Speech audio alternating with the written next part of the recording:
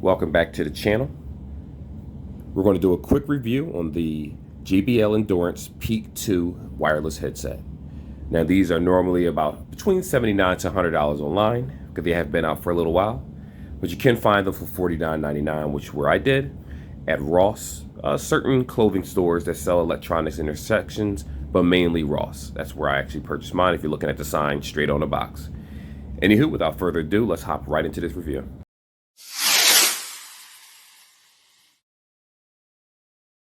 First things first, let's see what comes inside the box with this particular headset. Now, this doesn't have any transparency mode, so you know, it doesn't have active noise cancellation. It's not used really for those situations. It's more so for running, jogging. If you look at the picture, climbing mountains, of course. You could do that if you want to with this headset. I already have the headset outside of the box, so I will show you guys how it looks. So the only thing it comes with the ear tips and the charger cord. I'm sure it has some books filed away in somewhere in its plastic, but I'm not doing that right now. Put this back right here. Here you are. And this is the headset itself.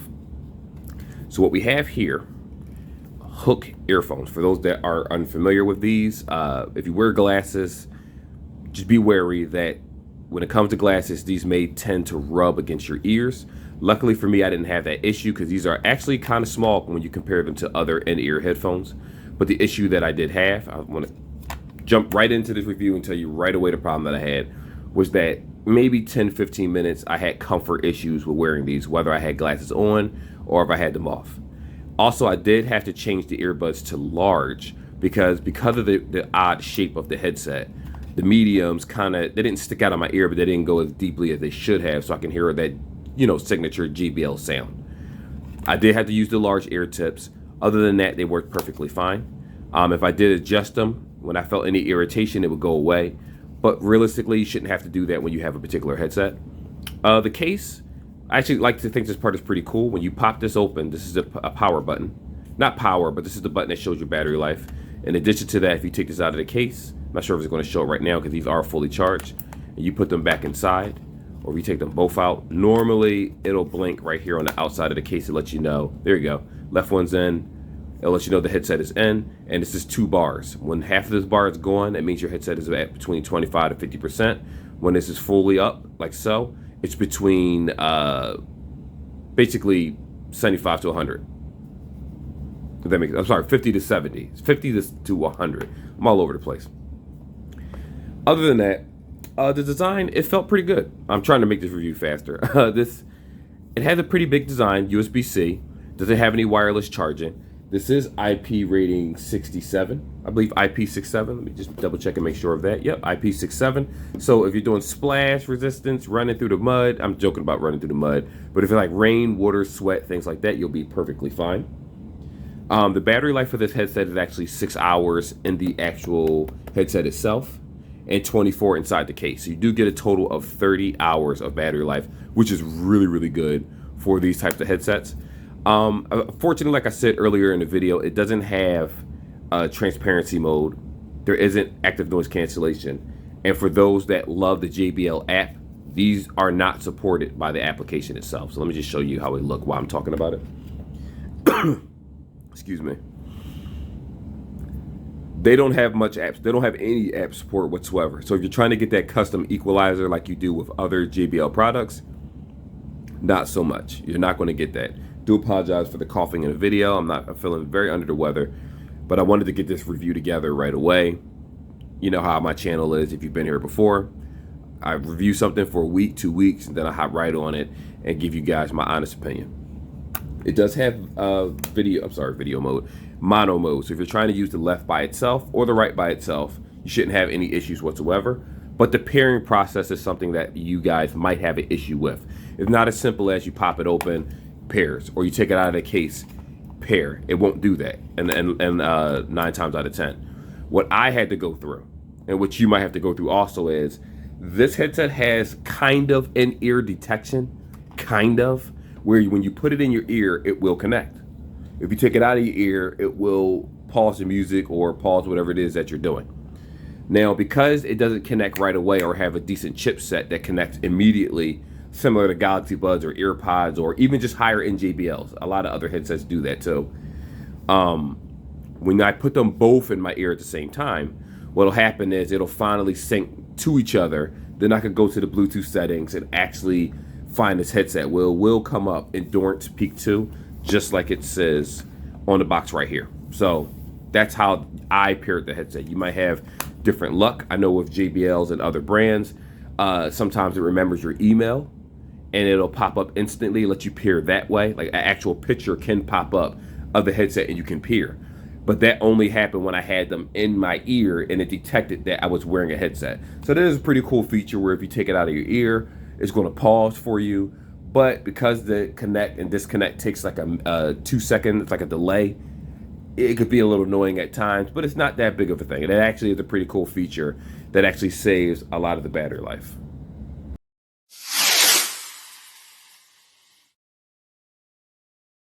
So for this part of the video, this is the fit and sound. As you can see, I was just quiet for a second so you actually can see the headset. These do fit very well inside the ear, comfortably at first. The problem that I had is sometimes this touches or rubs against the shaft of my glasses, which could cause irritation over time instead of how it's originally fit. I will say that with this particular headset, I didn't really have that issue most of the time. It's just that it's a tight, snug fitting headset. And it's meant for that way so you can run. It's meant for a rugged experience. They could be dropped, they could be picked back up. They won't break right away like other earbuds that are really sensitive. The issue is that if you use bigger ear tips, well, not even bigger ear tips, it's just that they're very tight against my ear. So after like 10-15 minutes of use, I had to kind of just twist it a little bit, or twist it this way, or twist it just to get it to adjust to feel better so that it wouldn't cause too much pressure on the side of my head. Other than that, they feel good. If we talk about the sound quality, they sound typically like any other JBL headset that you normally have, similar to the, I think it's called the Tune 115s, or there's certain ones that are earbuds. These have very good sound. I know I'm all over the place, but they have very good sound. They have that signature JBL bass that you're used to hearing. Connectivity was a little iffy. I give it about a 50% or so. I know that's really low. That's average for out of a 5 out of 10. There were times where I was on a train. There were times when I was headed to work and it would just disconnect randomly, or it would stutter or skip a little bit. So these don't have the greatest connectivity compared to other brands or just other JBL headsets, but they do sound pretty good. Again, there's no real equalizer setting that you could change in app. It's not possible. They don't have the app support. If you go to the JBL website, whether you go to the website or if you just go to the application itself, it shows you the headsets that are compatible with the app. Unfortunately, this isn't it. Though what I will say with the regular sound profile, these being in my ear the way they are right now, they felt fine. I mean, not felt fine, but the sound is good. The call quality was average at best, 5 out of 10. You heard a little crackling sometime when there's a lot of background noise. It doesn't do a very good job of isolating a lot of the noise. But other than that, they're pretty good. I'm just trying to make this review quick and simple. Because this doesn't have much app support, it's not too much to talk about, but let's hop on to the next topic.